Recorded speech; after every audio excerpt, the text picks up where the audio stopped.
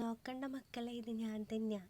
എല്ലാ വ്രതം അവസാനിച്ചു എന്ന് വിചാരിച്ചപ്പോഴാണ് അമ്മ പറഞ്ഞത് ധനുമാസത്തിൽ തിരുവാതിരയാണ് വരുന്നത്.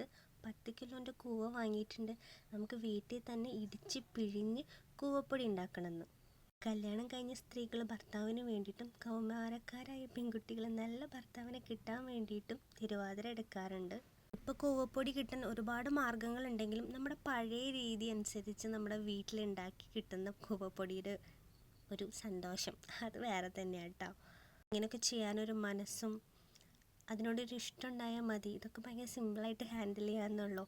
എന്തായാലും ഈ കൂവപ്പൊടി കൊണ്ട് ഞാൻ പായസവും കുറുക്കും ഒക്കെ ഉണ്ടാക്കുന്നുണ്ട്. ഇതിൻ്റെ ഓൾറെഡി ഞാൻ പായസം ഉണ്ടാക്കുന്ന വീഡിയോ ഇതിലിട്ടിട്ടുണ്ട്.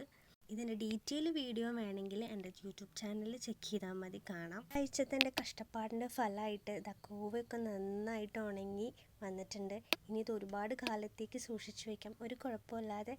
അപ്പോൾ എല്ലാവർക്കും തിരുവാതിര ആശംസകൾ.